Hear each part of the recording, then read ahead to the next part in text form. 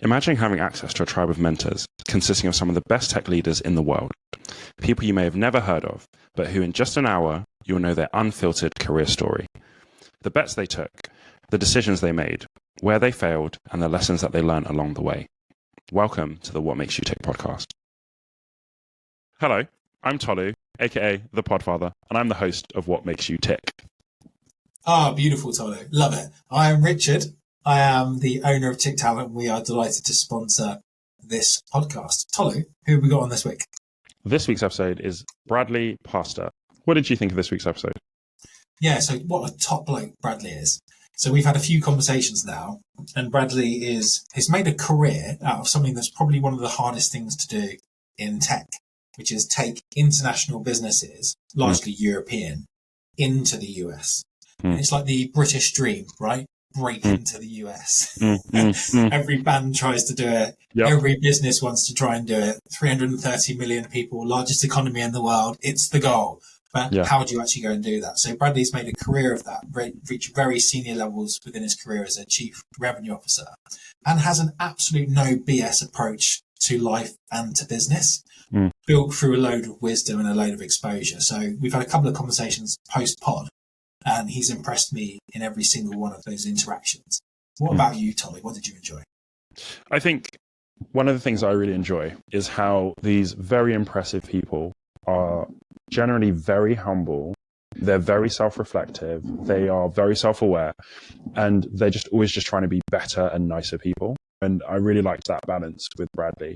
He's someone who I've been seeing on LinkedIn actually for quite a bit, right? So I've seen a lot of his posts, and a lot of them really resonate with me. So it was great to just have this conversation with someone that I've seen from a bit of a distance. But he's just like everything he is online, in person. He's just great. Yeah, absolutely. Well, let's demystify that career. Without further ado, let's roll the VT. Bradley, welcome to the podcast. It's great to have you on. Yeah, thank you. Pleasure to be here. Our first question is, what makes you tick? Sure. So I think a lot of people might approach it from like what makes you tick professionally, what makes you tick personally. For me, it's really the same thing, and I have a hard time separating out professional versus personal. What makes me tick is, and we can dig in deeper to this, and I don't want to come across as being glib or being smart alecky, but leaving things better than when I arrived. So that could be personal relationships. It could be me, right? I want to be a better person. And it could be the situations, environment that I'm in. It's something that you and I've talked a bit, and we ran into each other on LinkedIn. But a lot around what I write and engage and talk about is that common sense approach of look at people as human beings, engage with people as human beings. And usually if you do those things, things will come out better. So I don't necessarily fire on all cylinders on all those targets, but I'd like to believe that overall, my mark will be on the people I've been with, and the organizations I'm part of will be that I left it in a better place than when I arrived. I'm a massive fan of that concept. I first heard it with the All Blacks, the New Zealand rugby team, and that's a big thing for them, is that like leave things better than you found it. Where did that come from for you? I think it came from, certainly you'd have to go back and say my parents. I think it was largely a way that they raised my sister and myself, and it was really important to be, you can't control other people, but you can control yourself and how your behavior and how you interact, and that defines things. And if people choose to act a different way, that's, look, that's on to them. And then I was graced with what I would call stone hands for sports. So catching things and stuff wasn't really my forte. And so a lot of the sports that I leaned toward were, because of that, very much team sport related, right? So I played soccer when I was growing up. We moved to Massachusetts. I played football. I was linebacker, lineman. I raced bicycles. I played rugby, speaking of the All Blacks. Really? And yeah, absolutely. I did for how long? I played in university, and then I played for a year afterwards. And I'm short at 5'11", but I played second row. Okay. It's because another friend of mine was exactly the same height. So we worked out really well in the second row position. And then so that was starting A side, and then B side I played left side prop or loose side. And so I gravitated where did to you get those. into And rugby? what do you want to? Because rugby is not massive for Americans. So like, how did that happen? So I went to university in central Massachusetts, and there was a professor on campus who was English. And through conversations with him, a rugby club got started. We weren't officially sanctioned by the university. And we went and we developed and went from there. And there is a very strong club rugby culture in New England. And now actually where I went to boarding school, they actually now have a high school rugby team as well, which has negatively impacted the football program, which I think is fine. Course, yeah. But that's where I started from there. So I did that and then spent a year afterwards playing club. And then I lost 30 pounds and couldn't be out all night drinking, and it takes a toll on your body. But I went down that path. And then the other part of it certainly is I got married. So part in my mind being married is you want to give to the other person, right? And you want to be part of that. And I think in any good relationship. And then we were married, and then we had kids. And when you have kids, you want to model behaviors for them. So funny enough, this morning I wrote about something on LinkedIn on you want to be the type of person that returns the shopping cart. So if you have kids, if you want to model good behavior, what are the things you're going to do? And I think what's lost in that is people perceive that as never having expectations, never holding people accountable, never expressing displeasure. And that isn't any of those things. There's a very big difference between raising happy kids and raising well-adjusted kids who are resilient. And it's the same as when you work. I want my sales reps and the people I'm working with to be happy and positive, but life isn't that way. No. So what you really want is you want people who are resilient, who can function and make decisions. And if they have resilience, or people want to talk about it, having grit, then what they're able to do out of it is create that own environment for themselves, right? Life is like, more often than not, life is not happy in sunshine, right? Yeah, 100%. Because I feel like, not to get metaphysical on it, but yeah. No, but it's so true, because if your state is determined by like how happy things are going to go wrong on a day-to-day basis, whether it's through work, through home, through sport, whatever it is, there's always going to be adversity. Right. So the question is like, how do you adjust to it? How do you adapt to it? How do you problem solve it? So I think that's such an important distinction. No, thank you. So one of the things that I wanted to understand a little bit is, where along your career journey did you start leading people? So I'll think back. I started in tech support, and then I wound up providing training and education to our customers. And I thought this was really forward thinking, the company I worked at. And the idea being is that if the tech support team is providing the training and education, then when those people call in for problems, they've already established a relationship with you. Like, so if Bob or Susie or whoever was called in, they had an issue, chances are I might have met them, right? So it helped remove a little bit of that barrier, or lower the threshold for people just being angry because stuff doesn't work right. And I wound up moving into a sales engineering role, pre-sales role, and people confuse leading with leadership. There's a lot of bad leaders, and there are a lot of people who are not leaders who lead, right? And if you think about what you need to do in a pre-sales role, you're leading the technical side of the sale, and you're helping move people along, you're helping command resources, you're helping proof of concept, you're helping people be successful. And that's where I believe I started down that path. And that eventually grew into, I joined another company. I wound up running 3 people on the East Coast region. And then I parlayed the success of bringing pre-sales into actually a sales role. And what you find out is when you flip around to sales role, your concept of leadership switches, where leading is about being able to make the argument to have people help and support you versus direct leadership around there. And that was an interesting concept for me, because you would think, oh, I have the biggest deal, or I have the stuff people are just going to naturally do, and it's not. And on average, the most successful reps I've worked with are the ones who are really good at mustering the resources. And when you think about what does it mean to muster resources, it means you're helping lead people around there.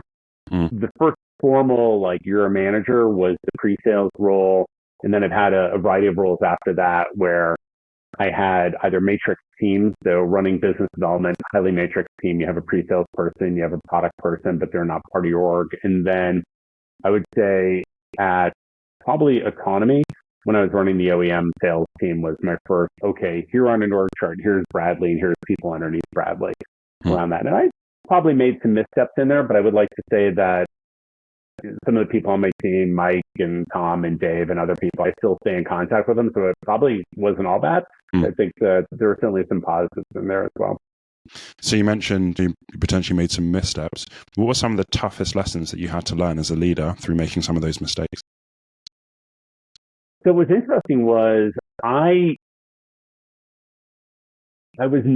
never was let go from a position when I was an individual contributor. It wasn't until I moved into management where that happened. So whether it was through acquisition or through some other reason, I never lost my job when I was in the IC.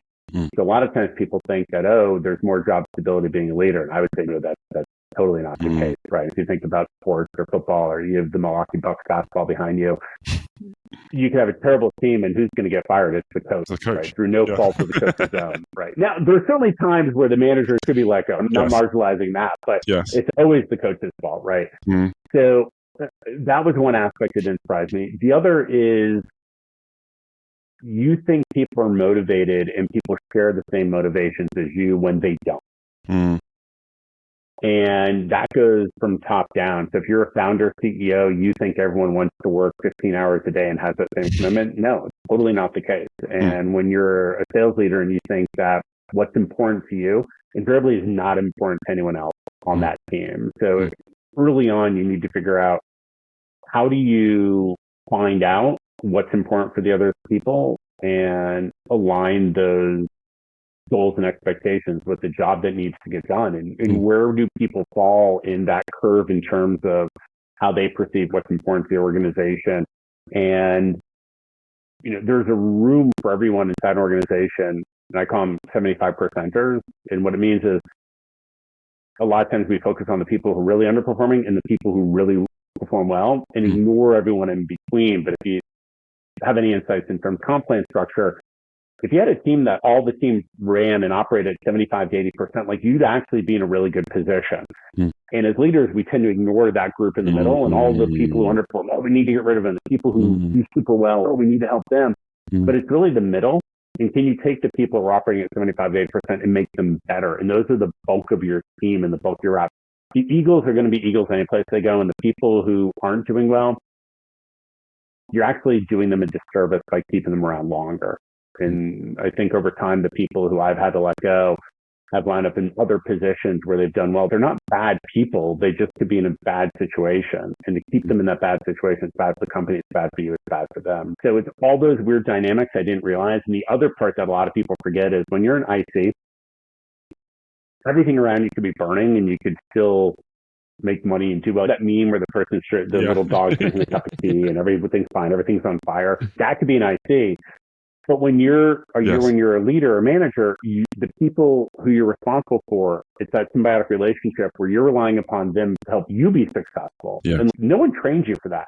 No one tells you any of those things. You get into the role and you're like, wait, I have this team of 10 people, they're all underperforming, and I'm not going to be able to do the things I need to do. That's a big shock. No one sets you up for that. Because I think sometimes when people think of leadership, they think of the highs of leadership, right? They think of the big moments on stage. They think of my team smashed it. They think of all these things. They don't think about the hidden moments of leadership where you realize, oh my gosh, my team might actually suck.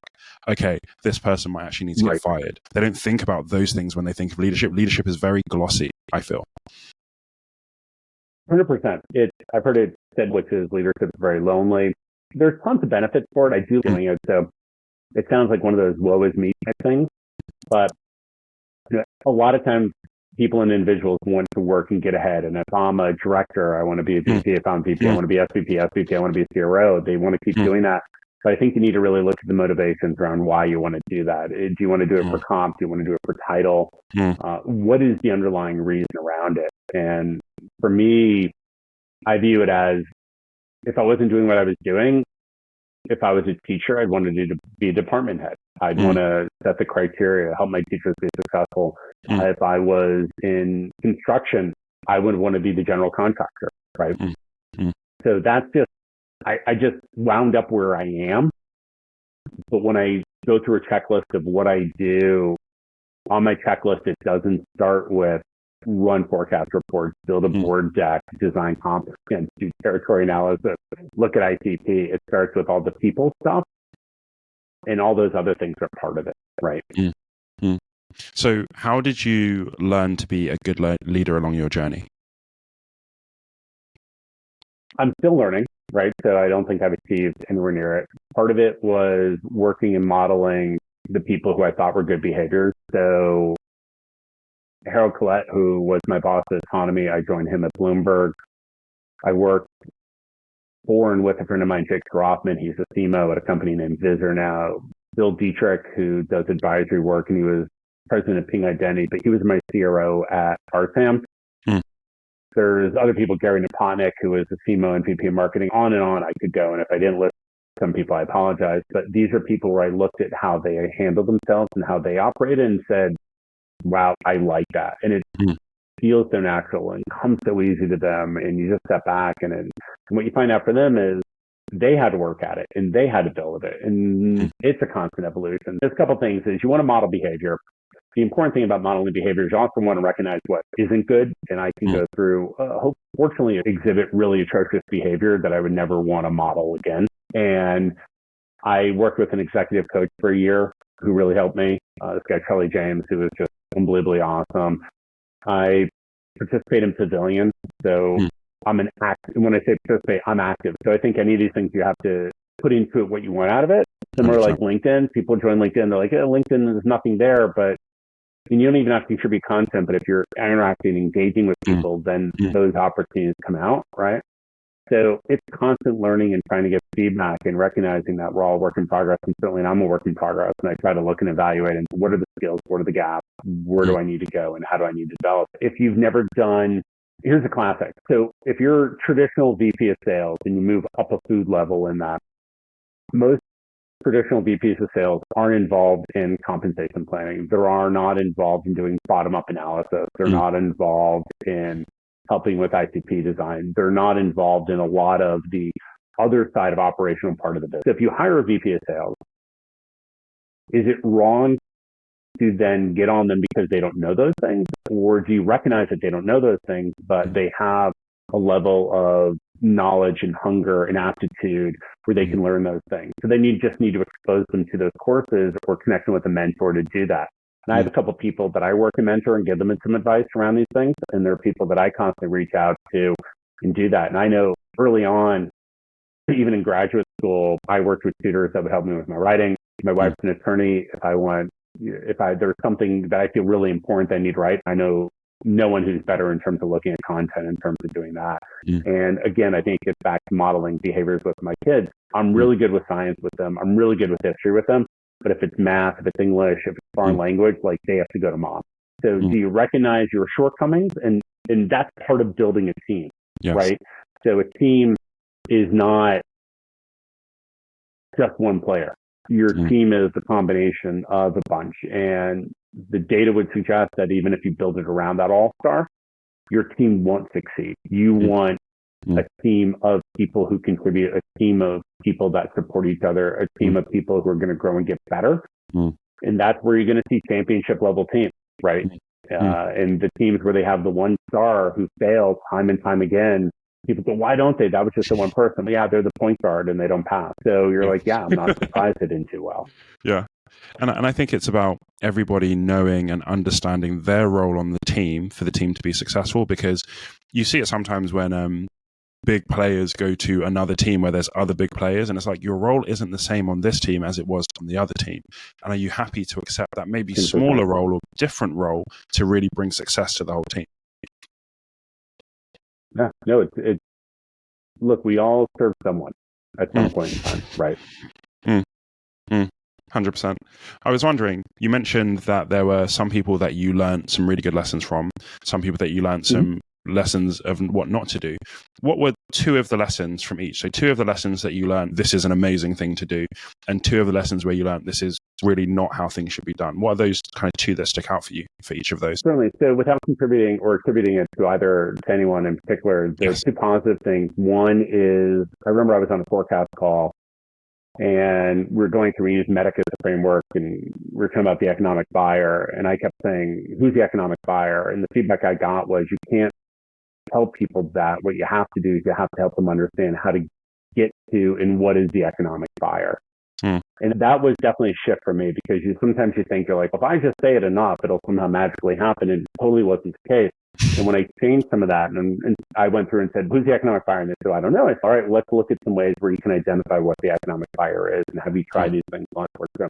So it's definitely changed. The other was, in terms of giving feedback to people, one of the things that I really liked was an individual said to me, are you open for some feedback now? And I thought it was a little hokey when they first did it, but there was a point in time where they asked me, and I said, absolutely not. I'm just not, I don't want to hear it. And they said, when would you? And I said, tomorrow. And then we spoke about it tomorrow. And that was really helpful, because anything they would have said to me at that point in time just would have gone one ear and out the other. And I just wouldn't have resonated with it. In terms of the negative stuff around it, is I think people need to be intellectually honest with each other. So there was an organization where I joined in a leadership role, and the first thing that the CEO asked me to do day one was to fire two of the salespeople. So my first thing that I was supposed to do, day one, you're like, where's the coffee? How do I badge in? Where do I park my car? Yeah. He said to me, I need you to fire these two people. And I was totally blown away by that, right? And we had an interview and we went through all these things, but to have that be the first thing that you need to do, wow, just blew me away. And yes, went through, evaluated the team, and one of this individual's rationale to me was, I hired them, therefore I can't fire them, and I need you to do that. So you think about building trust with the team, building credibility, all these other things, even evaluating the team on my own, all of that was out the door. And it was earlier in my career, so I actually let go of one person, not the other, and the other person's gone on and built a great career.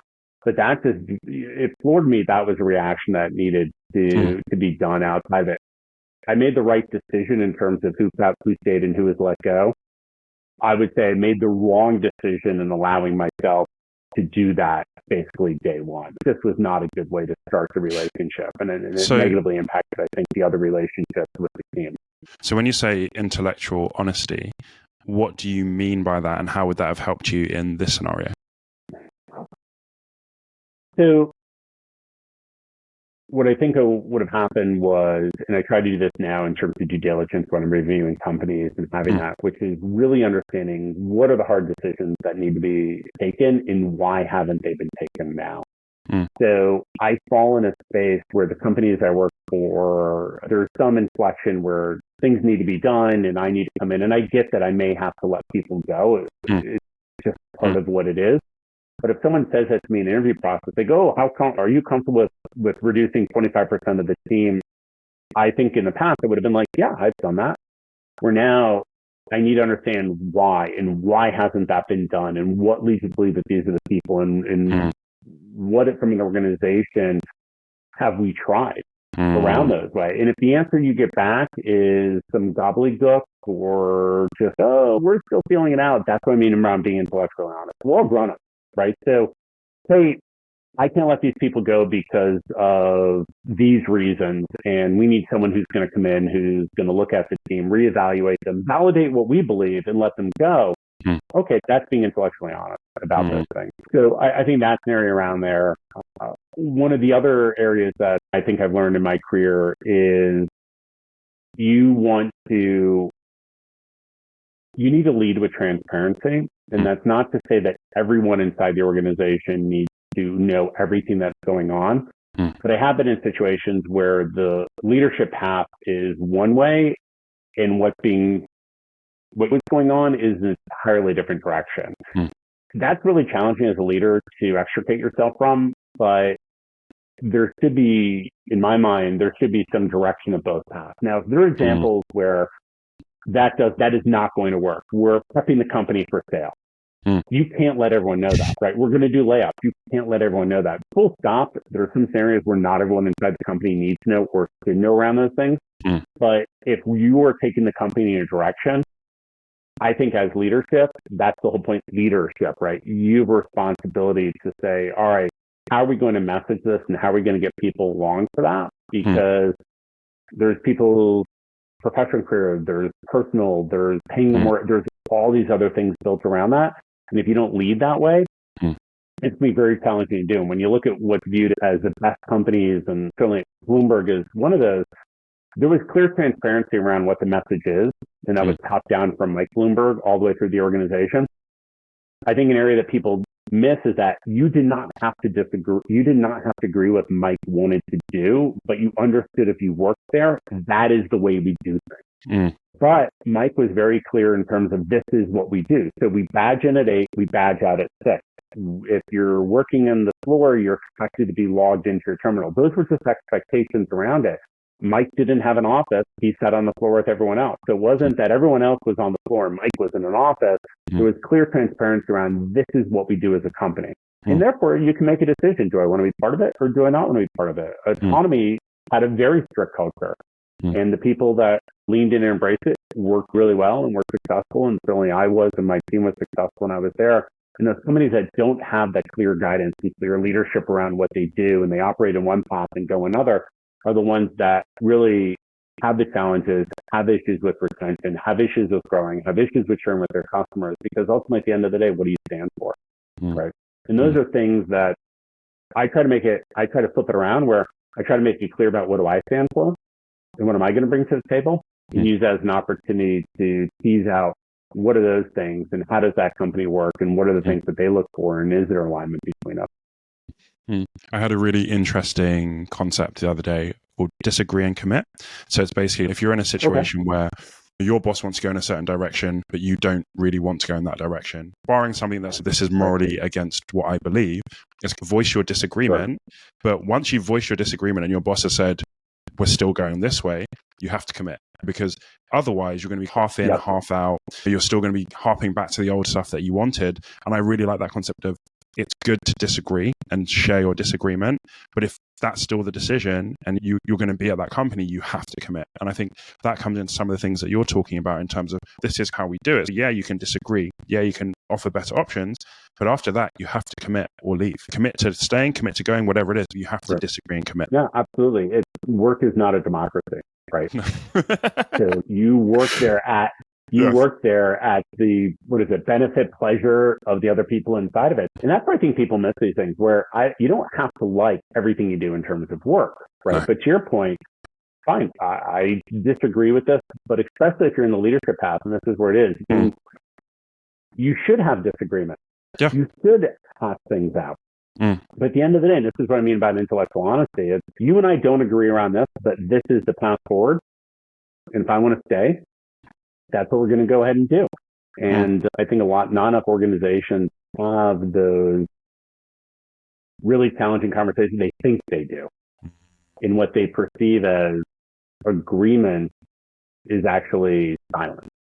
No one said anything. No one spoke up in the meeting. Therefore, everything must be great. And everyone goes back, right? And no, that's not it.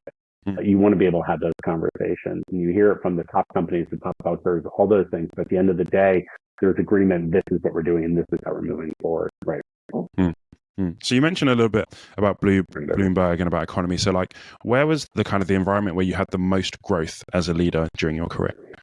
I think there's multiple inflection points, right? So if you think about climbing a mountain, there's all these. So certainly when I was at eRoom, where I joined as an individual contributor sales engineer, went to running a sales engineering team, became a sales rep, won multiple sales awards, only person in the history of the company that went to club as a sales engineer, went to club as a sales rep. I won a Rolex, all that stuff. I won an award for company culture. I dressed up as the mascot at a trade show, and people who know me would not think at all that I would ever do that. I was there for 4.5 years, I think, inside the company. And all of those were periods of growth. And it's not a surprise to me that I stayed there as long as I did. And I had those inflection points of growth. And I'm sure if you talk to Eric Fisher, who was my boss, I'm sure I was a pain in the ass at multiple points along the way there, right? But I had enough of whatever it was that he liked that he kept me there. Mm. Certainly closing revenue was part of that, but there's plenty of people who close a lot of revenue who end up getting fired, right? Because they're just toxic. But all of those steps were growth along the way. So I think certainly part of that. Bloomberg, I would say I grew a lot as a leader there. Tough corporate culture. I managed a team that was predominantly all remote from me. So that was challenging. And I traveled from Boston to New York once a week and met with the team. And then there's the navigating inside Bloomberg. And then there's the selling outside of it. So that had a lot of growth inside there. Certainly my time at RSAM working underneath Bill and with some other great other people, I would say was in my most recent career was the biggest inflection point in terms of what I was and helped define for me how I view where I want to fit in my future in terms of those things. But growth is not a straight path, right? So you mentioned that your time there helped you to shape where you want to fit in your future. Also, like, where is that? What does that look like for you? As you and I know, and we talked prior to this, I left my prior organization the end of August. Had a great run there and worked with some really positive people, but things come to end. And now I'm looking for a new opportunity. Where I found that I enjoy what I do the most is that independent of the size of the company, you can work for a small team inside a big company. Certainly we did it at Bloomberg. But overall, it's the combination of your high level and setting strategy. So there's the overall strategy and there's the tactical, which is executing on the strategy, but being able to still be engaged with the team. And one of the things you'll find out is the higher you move inside the organization, the further you move from the team, the further you move away from customers. So there's a size and feel of an organization where I'm still able to work with the sales team where it's appropriate, right? If I have high directors underneath me, you don't want to be over to them. You still have engagement with customers, which gives you the best look and feel and touch in there, but you're also able to set and define the strategic vision of what's going on. So I view it as I'm not only responsible, but I'm accountable for that. And if you're going to ask me to run revenue, then I feel strongly within that, I wouldn't say cohort, but within that area that you want me to commit to, then I need to be responsible for that. So sometimes people call it the bow tie of revenue, right? So you have on the funnel that's turned on the side. So it's everything from identification to acquisition to close and growth. So that's really where I feel that I shine inside those things and being able to grow and mentor people. So I look at, there's a whole host of people that have worked for me that have gone from being SDR and now they're directors. They've gone from being an AE to VPs to moving from different positions to going back to school to being able to have enough money to pay off loans and all those things. So I do that feel where you get to interact with people and develop relationships. And there's a size of company where that's going to make sense, where you're at a strategic level to set the vision, but it's also small enough where you're going to have that feel in it. And then I like to do and still do mentorship on the side. And then I do a little bit of advising with some companies around just what I would call tactical strategy in areas where they need to focus on. And I view all those things as help being supportive. I think about people, Greg Siegel, who founded Alice, had this great thing where there's your 9 to 5 and then there's your 5 to 9. Yeah. Right. Yeah. And we draw a lot of distinction where you have your 9 to 5 and you're not allowed to do anything out of that. But if we want to have people develop and be better leaders, then how's it any different? I served on the board of a local non-for-profit. We're in our town, and I did that for about 3 years. So how is that different? Because it's a board for non-for-profit for education than if I sat on the board of another tech company. But a lot of times, those roles and that opportunity is only limited to the most senior people inside your organization. So I always encourage people who work on my teams, if you're an AE, if you're a female sales rep on my team, then go join Women in Sales. And maybe we can host having them in our building and be participatory. And if you're going and studying for a degree, then go and we'll figure out your work schedule within reason, mind you, right? So that you can do and achieve those things and be able to educate. And maybe we can help bring in interns, all those things. And that's where I found that that's what's fun about being in leadership is that you get to positively impact those things, right? Versus you want to go on for school and you want to continue doing that, but we're going to make it very difficult for you to do that. No, you feel a need to develop your additional training, but we're not going to give you the opportunity to. Or even worse, you can only do additional training while you're at work. Mm.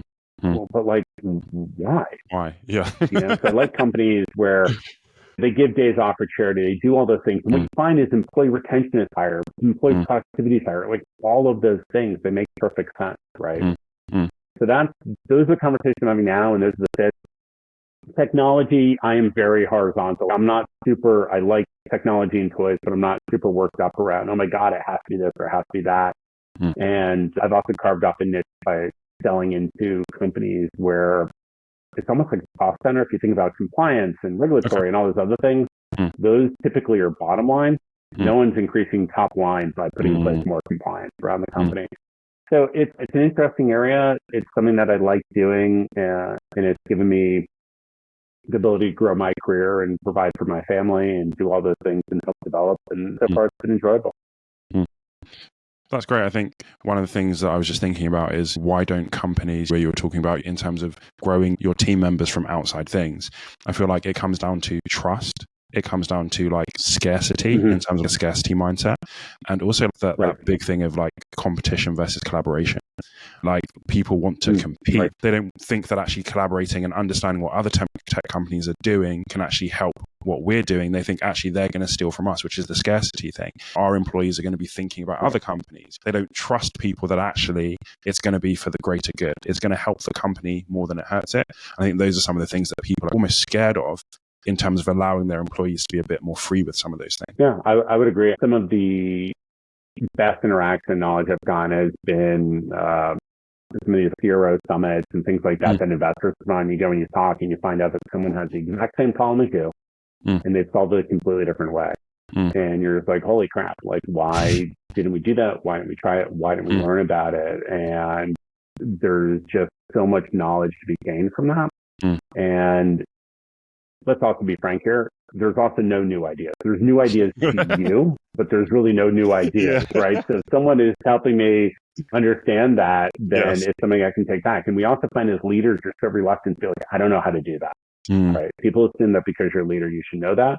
But there's tons of people who, understand sales cadences inside and out and so much better than I ever would because that's the world they live in. So should I muddle my way through that, or should I talk to someone who that's all they do and build because they're not a CMO, right? No, I'll go talk to team lead SDR who all they've done is build hundreds of cadences, right? That's who you want to get your input from. That makes sense. Something else I wanted to go back to that you mentioned briefly was about some of the strategy and some of the things that you offer in terms of the advisory. So what I wanted to know is in this kind of economic environment that we're in post-COVID, there's talks of recessions, different things like that. What are some of the strategy pieces at like a really high level that you're seeing and that you're offering based on what we're currently seeing in the market? Sure. So I see a lot of companies that are smaller or founder-led, so call it somewhere around 12 to 15 million in recurring revenue. They had an initial team in, and that team is fine. But what they're really having a challenge is how do they scale?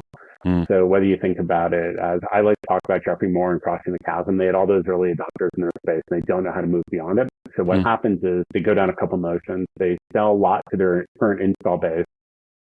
The challenge is that install base isn't growing, or they start to go very horizontal and sell to everyone. So an area that they don't have a handle on is really well defined the ICP. And the ideal customer profile, it is a very clear thing. It doesn't mean it shouldn't evolve or you shouldn't reevaluate it, but a lot of companies I've spoken with, they don't have an ICP. They go, oh, here's who we sell to. But when you really press them on it, having that is one of the ways you're going to scale. Because if you understand your ICP, you can figure out where you should target, you can figure out your personas, you can figure out where to build the sales org out of. So that's one area that organizations and companies, really at any scale, but certainly very small, have challenges with. The other part is they'll rush to hire a sales team without having the collateral and the support around the sales team. So the first couple of people you hired might have been from the industry. They know it. They can go out, sell, pitch, do all that. They've been successful. But when you now try to bring in additional people around it, they have none of that information supporting. So what you think is really a sales issue is a product management or product marketing issue around there. So you need to make sure that you have your case studies, your content, all that information available upfront so that you can enable your sales team to be successful. And people flip that around where they go, especially if the CEO is the primary salesperson, I can go and I can sell and I have it. And that is totally true and 100% accurate. But the people you're hiring, they don't have the same passion and tie in issue. They don't know the industry solution or knowledge as deep as possible. So without having any of that, you just assume that the people you're going to hire know, and they don't know. So I always like to hire for competence and coachability versus industry expertise, because I can train you on the industry. Yes, exactly. I can't, well, I wouldn't say I can't. It's really hard to coach on coachability. It's really hard to coach on grit, resilience, all those other things. And what you find is organizations do the exact opposite, right? Early on. And then there's usually some level of processes that organizations have that they need to map out and nail. And what they wind up doing is they're getting caught in a trap of spending a lot of money on a lot of advisory services, either from their investors or from someone else. And sorry to say, but a lot of that information is outdated. So I still talk to companies where they're trying to build an SDR BDR model when every bit of data would indicate that at least now the world has moved on to that. So you really should be focusing on a full stack rep. And the reality is, if you've had a sales leader the past 10 years, they have no idea what a full stack rep is. Everything was the high velocity model, the Aaron Ross, like, let's go and build that out in repeatable revenue. And that's not a model that seems to work right now. But if you are hiring a sales leader who was actually a sales rep 15 years ago or so, they probably were a full stack rep, and they can understand what that is. And they can understand how your AE should both prospect and sell. So I'd say it's really around those 4 areas that we're having conversations with. And I've seen that the market is getting better and opening up, but also the pressure to do more with less, right? So I believe that you can actually have more productivity out of your reps, right? If you look at a calendar and they don't have a week of meetings, hiring another sales rep isn't going to solve that problem. Yeah. It's actually going to make it worse, right? To help your team get more meetings, get more outreach, and then you can scale beyond there. And I'd rather have the conversation with the CFO around, we're going to pay reps incrementally more because we're going to exceed targets. And my trade-off is I'm not going to hire as many people. Yeah. And if you're able to do that, then you have a more productive sales floor. People are busier. You're probably closing more deals, actually. I don't know how you feel, but I'm better when I'm busier, right? Yeah. If I have a full calendar, I need to prioritize what I'm doing. If I have 2 things, then I'll get to it. I'll do whatever. Right? 100%. But everyone, what do people want to do? Oh, we got some money. We want to hire a bunch of people. Oh, we need to sell more. Let's hire a bunch of people. And then they don't think about ramp. They don't think of waterfall. And there's all these other things that they should take into account. And they don't. And having those conversations that deliver some bad news are important conversations to have around there. I think that's so right. I feel like that's a lot of what I've been doing. Okay.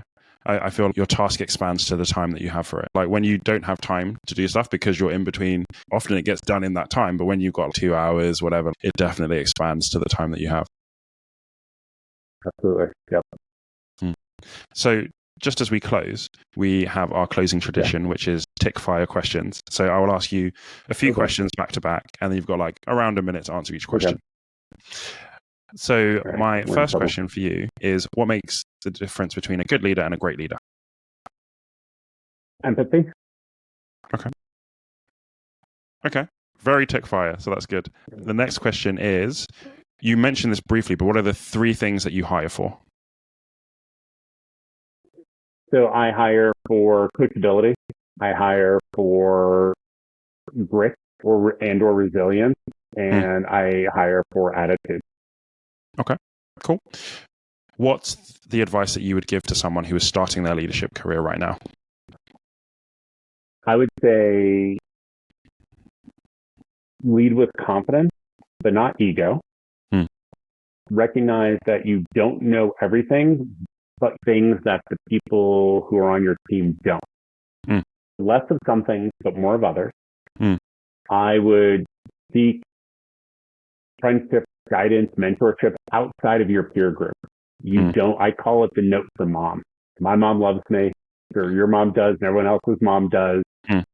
But that's not the feedback you need. So you need feedback outside of your echo chamber to get whatever you want. And then I would finally say is, this is the hardest part, it's actually not about you. Hmm.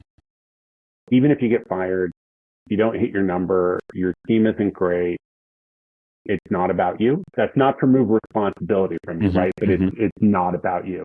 The flip side is if everything's successful, it's not about you. It wasn't about you either. Yeah. Yeah, I love that. You know what I mean? Yeah. So there's somewhere in the middle where those things are. And I absolutely believe my core that if you lead with those few things, that you'll probably be in a really good position, right? You'll build a strong, empathetic team of coachable, resilient people. You'll be coachable and resilient yourself. You'll recognize that the highs are the highs, and that you had a part to play, but a part in the lows, you had a part to play, but it's not all you either. And then by going and talking with other people and engaging in there, you won't get caught up in your own BS, if you follow me, right? I love that. I love that. And to flip it. Finally, I'll leave it with this. You got to give to get, right? Like you got to give to people in order to get back. And that's true in any capacity. Agreed. And just to flip that, what's the best advice you've ever been given? Best advice, there's a couple. Some I don't think are appropriate to say, but I would say them anyway. Yeah, I would say the best advice I gave someone, and this person said to me, and he knows who he is, but it was don't be a dick. And that's been the same advice that I said exactly to him that way. And the best advice that I was given back was a softer version of that. And I think that there's a broader context to both, and there were broader conversations with both, but that was spot on, I think, in both scenarios. And it's one individual, he's gone on, he's a director, runs a sales team, and he's had a great career. And I'm referenced for him and stay in touch with him. And then the feedback that I was given was I was being a jerk for no other reason than I could. And that's not a good, appropriate behavior. And I think when you get called out on, you pause and you're like, yeah, I was. You realize that's not a way to go forward in terms of there. But leave both of those at that, I would say. So. That wasn't that inappropriate. I think that was very appropriate. I said the first one on smother, and people are like, oh my God, when I was now I'm a little bit pulled back in terms of saying that. So, there we go. Fair enough. Bradley, thank you so much for being on the podcast. I've really enjoyed our conversation and really appreciate your time. Thank you. Appreciate it as well. Thank you for the time. Absolute pleasure. And thank you guys for listening, and see you on the next episode. Thank you guys so much for listening to the What Makes You Tick podcast. I hope you've enjoyed this episode as much as I enjoyed shooting it. Absolutely. There's so much value in hearing a tribe of virtual mentors telling you their career story and what it took to be successful. And that's the outcome of this podcast. If you like this and you've learned something, we also have a weekly newsletter on LinkedIn called Growth Magnet, which is everything to do with scaling tech startups, performance and leadership. So we'll put a link in the show notes. Make sure you click it now.